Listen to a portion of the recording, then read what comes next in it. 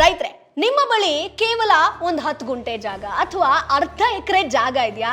ಆ ಜಾಗದಲ್ಲಿ ಒಂದೇ ಸಮಯದಲ್ಲಿ ಕೋಳಿ, ಕುರಿ, ಮೇಕೆ ಸಾಕಾಣಿಕೆ ಮಾಡಿ ತಿಂಗಳಿಗೆ ಲಕ್ಷಾಂತರ ರೂಪಾಯಿ ಆದಾಯವನ್ನ ನೀವೀಗ ಗಳಿಸಬಹುದು. ಬಹಳ ಜನರಿಗೆ ಜಾಗ ಕಡಿಮೆ ಇದೆ, ಆದ್ರೆ ಜಾಗ ಕಡಿಮೆ ಇದ್ರೂ ಕೂಡ ಆದಾಯ ಕಡಿಮೆ ಇರಬೇಕು ಅನ್ನೋ ರೂಲ್ಸ್ ಇಲ್ಲ. ಸರಿಯಾದ ಪ್ಲಾನಿಂಗ್ ಮಾಡಿದ್ರೆ ಅರ್ಧ ಎಕರೆ ಕೂಡ ಚಿನ್ನದ ಗಣಿ ಆಗ್ಬೋದು. ಸೊ ಇವತ್ತು ನಾನು ನಿಮ್ಗೆ ಹೇಳ್ತಿರುವಂತದ್ದು ಒಂದು ಇಂಟಿಗ್ರೇಟೆಡ್ ಫಾರ್ಮಿಂಗ್ ಮಾದರಿ ಬಗ್ಗೆ. ಇಲ್ಲಿ ಕೋಳಿ ಗೊಬ್ಬರ ಆಗಿರ್ಬೋದು, ಕುರಿ ಗೊಬ್ಬರ ಆಗಿರ್ಬೋದು, ಮೇಕೆ ಗೊಬ್ಬರ, ಮೇವು, ನೀರು ಎಲ್ಲವೂ ಕೂಡ ಒಂದಕ್ಕಿಂತ ಒಂದು ನಿಮ್ಗೆ ಸಹಾಯ ಮಾಡ್ತಾ ಬರುತ್ತೆ. ಅಂದ್ರೆ ಒಂದೇ ಜಾಗದಲ್ಲಿ ನಿಮ್ಗೆ ಇಲ್ಲಿ ಕೋಳಿಯಿಂದಲೂ ಕೂಡ ಆದಾಯ ಬರ್ತಾ ಇರುತ್ತೆ ಪ್ರತಿ ತಿಂಗಳು, ಮೇಕೆಯಿಂದಲೂ ಕೂಡ ಆದಾಯ ಬರುತ್ತೆ, ಕುರಿಯಿಂದಲೂ ಬರುತ್ತೆ. ಅಷ್ಟೇ ಯಾಕೆ, ಸಾವಯವ ಗೊಬ್ಬರದಿಂದಲೂ ಕೂಡ ನೀವು ಪ್ರತಿ ತಿಂಗಳು ಆದಾಯವನ್ನ ಗಳಿಸಬಹುದು. ಸೊ ಹೇಗಪ್ಪ ನಾವು ಕರೆಕ್ಟ್ ಆದಂತ ಪ್ಲಾನಿಂಗ್ ಮಾಡೋದು, ಕಂಪ್ಲೀಟ್ ಡೀಟೇಲ್ಸ್ ಅನ್ನ ಈ ವಿಡಿಯೋದಲ್ಲಿ ನಿಮ್ಗೆ ತಿಳಿಸ್ಕೊಡ್ತೀನಿ. ಒಂದರ ತ್ಯಾಜ್ಯ ಇನ್ನೊಂದಕ್ಕೆ ಸಂಪತ್ತಾಗಿ ಕೆಲಸ ಮಾಡುವಂತ ಸಂಪೂರ್ಣ ಸ್ವಾವಲಂಬಿ ಫಾರ್ಮ್ ಮಾದರಿ ಬಗ್ಗೆ ಡಿಟೇಲ್ಡ್ ಆಗಿ ಹೇಳ್ಕೊಡ್ತಾ ಹೋಗ್ತೀನಿ. ಹಾಗಾಗಿ ವಿಡಿಯೋವನ್ನ ಕೊನೆ ತನಕ ಮಿಸ್ ಮಾಡದೆ ನೋಡಿ. ಹಾಯ್, ಹಲೋ, ನಮಸ್ಕಾರ, ವೆಲ್ಕಮ್ ಟು ಬಾಸ್ವಾಲಾ ಫಾರ್ಮಿಂಗ್ ಚಾನೆಲ್. ನಾನು ಚೈತ್ರ.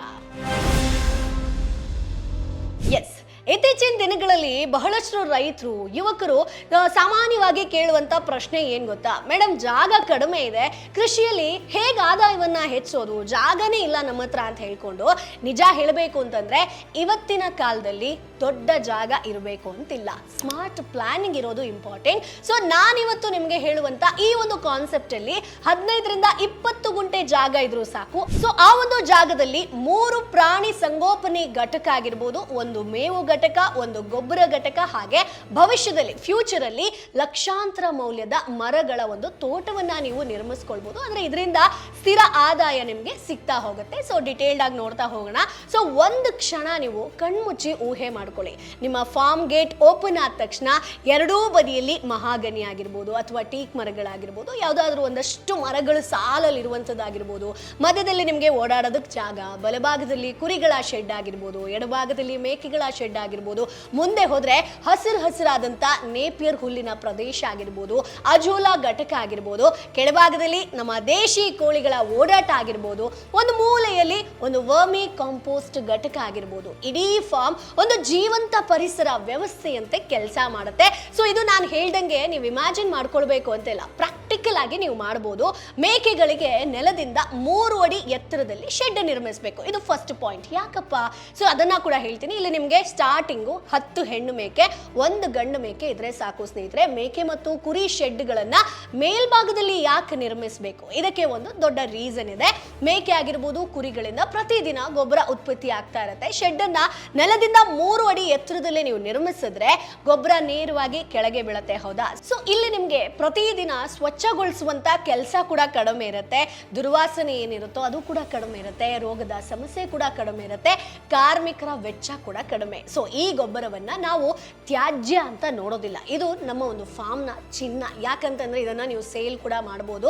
ಗೊಬ್ಬರ ಕೆಳಗೆ ಬೀಳುತ್ತೆ, ರೋಗ ಕೂಡ ಕಡಿಮೆ ಆಗಿರೋದ್ರಿಂದ ಸೊ ಇಲ್ಲಿ ನಿಮ್ಗೆ ಮೇಂಟೆನೆನ್ಸ್ ಕಾಸ್ಟ್ ಕೂಡ ತೀರಾ ಕಡಿಮೆ ಬರುತ್ತೆ. ಸೊ ಸರಿ ಮೇಡಮ್, ಈಗ ಗೊಬ್ಬರ ಬರುತ್ತೆ, ಅದರಿಂದ ಏನ್ ಮಾಡೋದು? ಸೊ ಇಲ್ಲಿ ನಾನು ಸ್ಟಾರ್ಟಿಂಗ್ ಅಲ್ಲೇ ಹೇಳಿದೆ, ನೀವು ಮರಗಳನ್ನ ಕೂಡ ನಿರ್ಮಿಸ್ಕೊಳ್ಬಹುದು ಅಂತ. ಸೊ ಅದಕ್ಕೂ ಕೂಡ ಆಗುತ್ತೆ, ಇಲ್ಲ ಅಂತಂದ್ರೆ ಸೇಲ್ ಕೂಡ ಮಾಡಬಹುದು.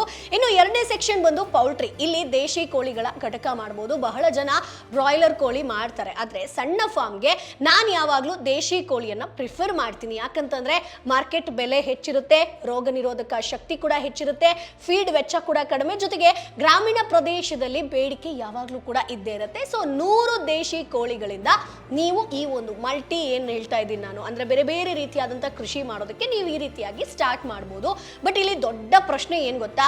ಫೀಡ್ ಖರ್ಚು ಹೇಗೆ ಕಡಿಮೆ ಮಾಡೋದು ಮೇಡಮ್? ಈಗ ನೀವು ಹೇಳ್ತೀರಾ ಕೋಳಿ ಸಾಕಾಣಿಕೆ ಮಾಡಬೇಕು, ಕುರಿ ಮೇಕೆ ಮಾಡಬೇಕು ಅಂತಂದ್ರೆ ಫೀಡ್ ಖರ್ಚು ಜಾಸ್ತಿ ಆಗುತ್ತಲ್ಲ ಅಂತ ಹೇಳ್ಕೊಂಡು, ಸೊ ಫಾರ್ಮ್ನ ಒಂದು ಹೃದಯ ಭಾಗವೇ ನೀವು ಮೇವು ಪ್ರದೇಶಕ್ಕೋಸ್ಕರ ಸೀಮಿತ ಆಗಿರ್ಬೇಕು. ಅಂದ್ರೆ ನೀವು ಮೇವನ್ನ ಮಾರ್ಕೆಟಿಂದ ತರೋ ತರ ಇರಬಾರ್ದು. 5ರಿಂದ 6 ಗುಂಟೆ ಜಾಗದಲ್ಲಿ ನೇಪಿಯರ್ ಹುಲ್ಲನ್ನ ಬೆಳೆಸಿ ಸಾಕು. CO4 ಅಥವಾ CO5 ನೇಪಿಯರ್ ಒಮ್ಮೆ ನೆಟ್ರೆ ಹಲವು ವರ್ಷಗಳ ಕಾಲ ಕಟಾವು ಮಾಡಬಹುದು. ಪ್ರತಿದಿನ ಹಸಿರು ಮೇವು ಸಿಗ್ತಾ ಇರುತ್ತೆ.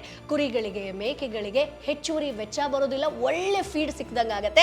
ಇನ್ನೊಂದು ಮ್ಯಾಜಿಕ್ ಹೇಳ, ಅಜೋಲಾ ಘಟಕವನ್ನ ಸ್ಥಾಪನೆ ಮಾಡಿ. ಕೇವಲ 10x10 ಜಾಗ ಸಾಕು. ಸೊ ಇದರ ಒಂದು ಶಕ್ತಿ ಕೂಡ ಅಪಾರ. ಅಜೋಲಾದಲ್ಲಿ ಪ್ರೋಟೀನ್ ಪ್ರಮಾಣ ಹೆಚ್ಚಿರುತ್ತೆ. ಮೇಕೆ, ಕುರಿ, ಕೋಳಿ ಮೂರಕ್ಕೂ ಕೂಡ ಬೆಸ್ಟ್ ಆಹಾರ ಅಂತ ಹೇಳ್ಬೋದು. ಇದರಿಂದ ಫೀಡ್ ವೆಚ್ಚದಲ್ಲಿ ನೀವು ಸುಮಾರು ಒಂದು 20-30% ಉಳಿತಾಯವನ್ನ ಮಾಡ್ಬೋದು. ಸೊ ಹಾಗಾಗಿ ನೀವು ಒಂದು ಅರ್ಧ ಎಕರೆಯಲ್ಲಿ ಮಾಡ್ತೀರಾ ಅಂತಂದ್ರೆ ಅಜೋಲಾ ಘಟಕ ಆಗಿರ್ಬೋದು, ನೇಪಿಯರ್ಗೆ ಸಪರೇಟ್ ಜಾಗ ಇಡಿ. ಅಂಡ್ ಈಗ ಕೋಳಿ ಆಯ್ತು, ಕುರಿ ಆಯ್ತು, ಜೊತೆಗೆ ಮೇಕೆಗಳನ್ನ ಸಾಕಾಣಿಕೆ ಮಾಡ್ಬೋದು. ಅಜೋಲಾ ಘಟಕ ಆಯ್ತು, ನೇಪಿಯರ್ ಆಯ್ತು.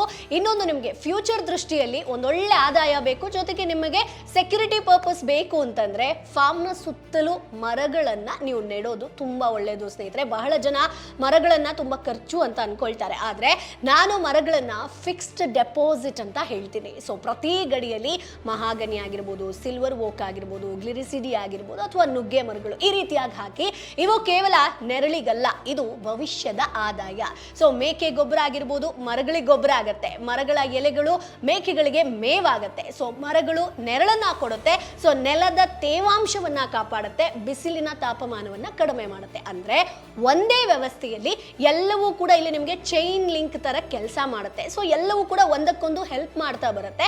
ಅಷ್ಟೇ ಅಲ್ಲ, ಇಲ್ಲಿ ಒಂದು ಅದ್ಭುತ ವಿಷಯ ಏನಪ್ಪಾ ಅಂತಂದ್ರೆ, ಸಾಮಾನ್ಯವಾಗಿ ಜನ ಗೊಬ್ಬರವನ್ನ ತ್ಯಾಜ್ಯ ಅಂತ ಹೇಳ್ತಾರೆ, ಆದ್ರೆ ಈ ಒಂದು ಫಾರ್ಮ್ ನಲ್ಲಿ ತ್ಯಾಜ್ಯವೇ ಇಲ್ಲ ಸ್ನೇಹಿತರೆ. ಮೇಕೆ ಗೊಬ್ಬರ ಆಗಿರ್ಬೋದು, ಕುರಿ ಗೊಬ್ಬರ ಆಗಿರ್ಬೋದು, ಕೋಳಿ ಗೊಬ್ಬರ ಎಲ್ಲವನ್ನ ನೀವು ಸ್ಟೋರ್ ಮಾಡಿ ಇಟ್ಕೊಂಡು ವರ್ಮಿ ಕಾಂಪೋಸ್ಟ್ ಅನ್ನ ಮಾಡಬಹುದು. ಅದರಿಂದಲೂ ಆದಾಯವನ್ನ ಗಳಿಸಬಹುದು. ಒಂದು ಚಿಕ್ಕ ವರ್ಮಿ ಘಟಕದಿಂದಲೇ ತಿಂಗಳಿಗೆ ಸಾವಿರಾರು ರೂಪಾಯಿ ಆದಾಯವನ್ನ ಗಳಿಸಬಹುದು. ಇಂದು ಸಾವಯವ ಗೊಬ್ಬರಕ್ಕೆ ತುಂಬಾ ಬೇಡಿಕೆ ಇದೆ. ಸೊ ಅದನ್ನ ಕೂಡ ನೀವು ಸೇಲ್ ಮಾಡಬಹುದು ಸ್ನೇಹಿತರೆ.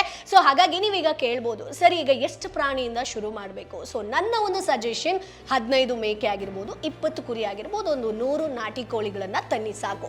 ಇಷ್ಟರಿಂದಲೇ ನೀವು ಸ್ಟಾರ್ಟ್ ಮಾಡಬಹುದು. ಸೊ ಮೊದಲ ವರ್ಷದಲ್ಲೇ ವ್ಯವಸ್ಥೆ ಅರ್ಥ ಆಗುತ್ತೆ, ನಂತರ ನಿಧಾನವಾಗಿ ನೀವು ಅದನ್ನ ಎಕ್ಸ್ಟೆಂಡ್ ಮಾಡ್ತಾ ಹೋಗ್ಬೋದು. ಸ್ಟಾರ್ಟಿಂಗ್ ನೀವು ಮೊದಲನೇದಾಗಿ ಕೃಷಿ ಮಾಡ್ತಾ ಇದ್ರ, ಇಂಟಿಗ್ರೇಟೆಡ್ ಫಾರ್ಮ್ ಅನ್ನ ಅಳವಡಿಸ್ಕೋತಾ ಇದ್ರ ಅಂತಂದ್ರೆ ಕಮ್ಮಿಯಿಂದ ಶುರು ಮಾಡಿ. ಸೊ ಅವಾಗ ನಿಮಗೆ ಇದು ಯಾವ ರೀತಿ ಕೆಲಸ ಮಾಡುತ್ತೆ, ಕ್ಲೀನಿಂಗ್ ಯಾವ ರೀತಿ ಟೈಮ್ ಆಗುತ್ತೆ, ಬ್ರೀಡಿಂಗ್ ಆಗಿರ್ಬೋದು, ಅಥವಾ ಮೇಂಟೆನೆನ್ಸ್ ಯಾವ ತರ ಬರುತ್ತೆ, ಫೀಡ್ಗೆ ನಾವು ಯಾವ ರೀತಿ ಪ್ಲಾನ್ ಮಾಡಬೇಕು, ಎಲ್ಲವೂ ಕೂಡ ನಿಮ್ಗೊಂದು ಸುಮಾರು 6ರಿಂದ 1 ವರ್ಷದಲ್ಲಿ ಒಂದು ಫಸ್ಟ್ ಬ್ಯಾಚ್ ಅಲ್ಲಿ ನಿಮಗೆ ಗೊತ್ತಾಗೋಗ್ಬಿಡುತ್ತೆ.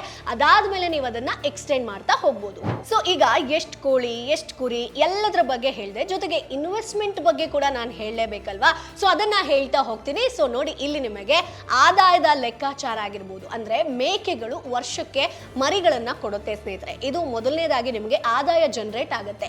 ಕುರಿಗಳು ಮರಿಗಳನ್ನ ಕೊಡುತ್ತೆ. ದೇಶಿ ಕೋಳಿಗಳು ಮೊಟ್ಟೆ ಆಗಿರ್ಬೋದು, ಕೋಳಿ ಮಾರಾಟದಿಂದಲೂ ಕೂಡ ನೀವು ಆದಾಯವನ್ನ ಗಳಿಸಬಹುದು. ವರ್ಮಿ ಕಾಂಪೋಸ್ಟ್ ಅನ್ನ ಮಾರಾಟ ಮಾಡಬಹುದು, ನೇಪಿಯರ್ ಕಟ್ಟಿಂಗ್ ಅನ್ನ ಕೂಡ ಮಾರಾಟ ಮಾಡಬಹುದು. ಅಜೋಲಾ ಜಾಸ್ತಿ ಇತ್ತು ಅಂತಂದ್ರೆ ಅಲ್ಲೂ ಕೂಡ ಮಾರಾಟ ಮಾಡಬಹುದು. ಇವೆಲ್ಲ ಸೇರಿ ವರ್ಷಕ್ಕೆ ನಿಮಗೆ 5ರಿಂದ 6 ಲಕ್ಷ ಆದಾಯ ಬರಬಹುದು ಸ್ನೇಹಿತರೆ. ಇದು ನೀವು ಯಾವ ರೀತಿ ಮಾಡ್ತೀರೋ ಅದ್ರ ಮೇಲೆ ಡಿಪೆಂಡ್ ಆಗಿರುತ್ತೆ. ಸೊ ಇಲ್ಲಿ ಇನ್ನೊಂದು ಬಿಗ್ಗೆಸ್ಟ್ ಅಡ್ವಾಂಟೇಜ್ ಏನ್ ಗೊತ್ತಾ, ಒಂದೇ ಆದಾಯದ ಮೇಲೆ ನೀವು ಅವಲಂಬಿತ ಆಗಿರೋದಿಲ್ಲ. ಸೊ ಕೋಳಿಯಲ್ಲಿ ನಷ್ಟ ಆದ್ರೂ ಕೂಡ ಕುರಿ ನಿಮಗೆ ಆದಾಯವನ್ನ ಕೊಡುತ್ತೆ, ಕುರಿಯಲ್ಲಿ ಸಮಸ್ಯೆ ಬಂದ್ರೆ ಮೇಕೆ ಆದಾಯವನ್ನ ಕೊಡುತ್ತೆ, ಪ್ರಾಣಿ ಸಂಗೋಪನೆಯಲ್ಲಿ ತೊಂದರೆ ಬಂತು ಅಂತಂದ್ರೂ ಕೂಡ ಮರದಿಂದ ಆದಾಯವನ್ನ ಗಳಿಸಬಹುದು. ಹೌದಾ? ಅಂದ್ರೆ ರಿಸ್ಕ್ ಡಿಸ್ಟ್ರಿಬ್ಯೂಷನ್ ಆಗ್ತಾ ಹೋಗುತ್ತೆ. ಇದು ಯಶಸ್ವಿ ರೈತರ ಒಂದು ರಹಸ್ಯ ಅಂತಾನೆ ಹೇಳ್ಬೋದು. ಸೊ ಇವತ್ತು ನೀವು ಒಂದು ಮಹಾಗನಿ ಗಿಡ ನೆಟ್ರೆ ಸಾಕು, 10 ವರ್ಷಗಳ ನಂತರ ಅದು ಸಾವಿರಾರು ರೂಪಾಯಿ ಮೌಲ್ಯದ ಮರವಾಗಿರುತ್ತೆ. ಸೊ ಸ್ಟಾರ್ಟಿಂಗ್ ಅಲ್ಲಿ ಮೇಂಟೆನೆನ್ಸ್ ಕೂಡ ತೀರಾ ಕಡಿಮೆ ಆಗಿರುತ್ತೆ. ಅದೇ 100 ಮರಗಳಿತ್ತು ಅಂತಂದ್ರೆ ನೀವೇ ಲೆಕ್ಕ ಹಾಕಿ ಅದು ಯಾವ ರೀತಿ ಆಸ್ತಿ ಕ್ರಿಯೇಟ್ ಮಾಡುತ್ತೆ ಅಂತ ಹೇಳ್ಕೊಂಡು. ಸೊ ಹಾಗಾಗಿ ನಿಮ್ಗೆ ಸೆಕ್ಯೂರಿಟಿ ಇರಬೇಕು ಅಂತಂದ್ರೆ ಆ 1 ಎಕರೆ ಅಥವಾ ಅರ್ಧ ಎಕರೆ ಸುತ್ತಲೂ ಕೂಡ ಒಂದಷ್ಟು ಮರಗಳನ್ನ ನೆಡಿ. ಸೊ ಹಾಗಾಗಿ ನೀವು ಅರ್ಧ ಎಕರೆಯಲ್ಲಿ ಕೃಷಿ ಮಾಡ್ತೀರಾ ಅಂತಂದ್ರೆ ಈ ರೀತಿ ಪ್ಲಾನ್ ಮಾಡ್ಕೊಳ್ಳಿ. ಕೋಳಿಗಳನ್ನ ನೀವು ನೆಲದಲ್ಲೇ ಆರಾಮಾಗಿ ನಾಟಿ ಕೋಳಿಗಳನ್ನ ಸಾಕಬಹುದು. ಒಂದು 10ರಿಂದ 15 ಕುರಿ ಮೇಕೆಗಳನ್ನ ತನ್ನಿ, ಅಥವಾ ನಿಮ್ಗೆ ಇನ್ನೂ ಜಾಗ ಇತ್ತು ಅಂತಂದ್ರೆ ಒಂದಷ್ಟು ಎಕ್ಸ್ಟ್ರಾ ಮಾಡ್ಕೊಳ್ಬಹುದು. ಬಟ್ ನಾನಿಲ್ಲಿ ತುಂಬಾ ಆಪ್ಷನ್ ಅನ್ನ ಕೊಡೋದಕ್ಕೆ ಹೋಗಲ್ಲ, ಯಾಕಂತಂದ್ರೆ ತುಂಬಾ ಆಪ್ಷನ್ ಅನ್ನ ಕೊಟ್ವಿ ಅಂತಂದ್ರೆ ಅದನ್ನ ಯಾವ ರೀತಿ ಮೇಂಟೈನ್ ಮಾಡಬೇಕು ಅನ್ನೋದು ಗೊತ್ತಾಗಲ್ಲ. ಸೊ ಹಾಗಾಗಿ ಮಾರ್ಕೆಟ್ ಅಂತ ಬಂದಾಗ ಪಶುಸಂಗೋಪನೆ ಯಾವತ್ತಿದ್ರೂ ಕೂಡ ಡಿಮಾಂಡ್ ಇದ್ದೇ ಇರುತ್ತೆ. ಜೊತೆಗೆ ಮರ ಆಗಿರ್ಬೋದು ಅಥವಾ ಅಜೋಲಾ, ಸೊ ಇದಿಷ್ಟು ಕೂಡ ಡಿಮಾಂಡ್ ಇರುತ್ತೆ. ಸೊ ಹಾಗಾಗಿ ಅರ್ಧ ಎಕರೆಯಲ್ಲಿ ಇಷ್ಟು ನೀವು ಕರೆಕ್ಟ್ ಆಗಿ ಪ್ಲಾನ್ ಮಾಡ್ಕೊಂಡ್ರಿ ಅಂತಂದ್ರೆ ಇದರಿಂದ ನೀವು ಒಳ್ಳೆ ಆದಾಯವನ್ನ ಗಳಿಸಬಹುದು. ಸೊ ಹಾಗಾಗಿ ಕಡಿಮೆ ಜಾಗ ಇದೆ ಅಂತ ಟೆನ್ಷನ್ ಮಾಡ್ಕೊಳ್ಬೇಡಿ, ಒಂದೊಳ್ಳೆ ಪ್ಲಾನ್ ಅನ್ನ ಕೊಟ್ಟಿದ್ದೀನಿ ಈಗ. ಸೊ ಇವತ್ತಿನ ಕೃಷಿಯಲ್ಲಿ ಯಶಸ್ಸು ದೊಡ್ಡ ಜಾಗದಲ್ಲಿ ಇಲ್ಲ ಸ್ನೇಹಿತರೆ, ಸರಿಯಾದ ಯೋಜನೆಯಲ್ಲಿದೆ. ಸೊ 15ರಿಂದ 20 ಗುಂಟೆ ಜಾಗ ಇದ್ರೂ ಕೂಡ ಅದನ್ನ ಬುದ್ಧಿವಂತಿಕೆಯಿಂದ ನೀವು ಯೂಸ್ ಮಾಡಿದ್ರೆ ಅದೇ ಜಾಗ ನಿಮಗೆ ಪ್ರತಿದಿನ, ಪ್ರತಿ ತಿಂಗಳು, ಪ್ರತಿ ವಾರ ಆಸ್ತಿಯನ್ನ ಕೊಡ್ತಾ ಹೋಗುತ್ತೆ, ಅಂದ್ರೆ ಆದಾಯವನ್ನ ಕೊಡ್ತಾ ಹೋಗುತ್ತೆ. ಆಗುತ್ತೆ. ಸೊ ಎಲ್ಲ ಸೇರಿ ಒಂದು ಸಂಪೂರ್ಣ ಸ್ವಾವಲಂಬಿ ಕೃಷಿ ವ್ಯವಸ್ಥೆಯನ್ನ ನೀವು ನಿರ್ಮಿಸ್ಕೊಳ್ಬಹುದು. ಒಂದರ ತ್ಯಾಜ್ಯ ಮತ್ತೊಂದಕ್ಕೆ ಸಂಪತ್ತು ಅಂತ ಹೇಳ್ಬೋದು. ಸೊ ಒಂದರ ವೆಚ್ಚ ಮತ್ತೊಂದರ ಒಂದು ಆದಾಯ ಅಂತ ಹೇಳ್ಬೋದು. ಇದೇ ಭವಿಷ್ಯದ ಅಂದ್ರೆ ಫ್ಯೂಚರ್ ಕೃಷಿ ಸ್ನೇಹಿತರೆ. ಸೊ ಹಾಗಾಗಿ ಇಂಟಿಗ್ರೇಟೆಡ್ ಫಾರ್ಮಿಂಗ್ ಬಗ್ಗೆ ಕಂಪ್ಲೀಟ್ ಡೀಟೇಲ್ಸ್ ಅನ್ನ ತಿಳಿಸ್ಕೊಟ್ಟಿದ್ದೀನಿ. ಅರ್ಧ ಎಕರೆ ಇದ್ರೂ ಕೂಡ ಸಾಕು, ನೀವು ಮನಸ್ಸು ಮಾಡಿದ್ರೆ, ಸರಿಯಾದ ಪ್ಲಾನಿಂಗ್ ಇತ್ತು ಅಂತಂದ್ರೆ ಕೃಷಿಯಲ್ಲಿ ಖಂಡಿತ ಯಶಸ್ವಿ ಆಗ್ಬೋದು. ಸೊ ಈ ವಿಡಿಯೋ ನಿಮಗೆ, ಈ ಮಾಹಿತಿ ನಿಮಗೆ ಯೂಸ್ಫುಲ್ ಆಗಿರುತ್ತೆ ಅಂತ ಅನ್ಕೊಳ್ತೀನಿ. ಏನೇ ಡೌಟ್ ಇದ್ರೂ ಕೂಡ ಕಮೆಂಟ್ ಬಾಕ್ಸ್ ಅಲ್ಲಿ ತಪ್ಪದೇ ತಿಳಿಸಬಹುದು. ಇದು ನಾನು ಕೊಡ್ತಿರುವಂತ ಒಂದು ಜಸ್ಟ್ ಸಜೆಷನ್. ಸೊ ನೀವು ಆಲ್ರೆಡಿ 1 ಎಕರೆ ಅಥವಾ ಅರ್ಧ ಎಕರೆಯಲ್ಲಿ ಇಂಟಿಗ್ರೇಟೆಡ್ ಕೃಷಿಯನ್ನ ಮಾಡ್ತಿದ್ದೀರಾ ಅಂತಂದ್ರೆ ಯಾವ ರೀತಿ ಮಾಡ್ತಾ ಇದ್ದೀರಾ ಅದನ್ನ ಕಮೆಂಟ್ ಬಾಕ್ಸ್ ಅಲ್ಲಿ ತಪ್ಪದೇ ತಿಳಿಸಿ. ಇದರಿಂದ ಇನ್ನೊಂದಷ್ಟು ರೈತರಿಗೆ ಯೂಸ್ಫುಲ್ ಆಗುತ್ತೆ. ಸೊ ಮುಂದಿನ ವಿಡಿಯೋದಲ್ಲಿ ಮತ್ತೊಂದಷ್ಟು ಮಾಹಿತಿ ಜೊತೆ ನಾನು ಮುಂದೆ ಹಾಜರಿರ್ತೀನಿ. ಈ ವಿಡಿಯೋನ ಒಂದಷ್ಟು ಜನರಿಗೆ ಶೇರ್ ಮಾಡೋದನ್ನ ಕೂಡ ಮರಿಬೇಡಿ. ಸೊ ಮತ್ತೆ ಸಿಗೋಣ, ಅಲ್ಲಿವರೆಗೂ ಬಾಯ್ ಬಾಯ್. ಬ್ರ್ಯಾಂಡ್ ಪಾರ್ಟ್ನರ್ಶಿಪ್ ಮತ್ತು ಜಾಹೀರಾತಿಗಾಗಿ ಸಂಪರ್ಕಿಸಿ brand@bosswala.com. WhatsApp number 9108014192. Bosswala. Be the boss.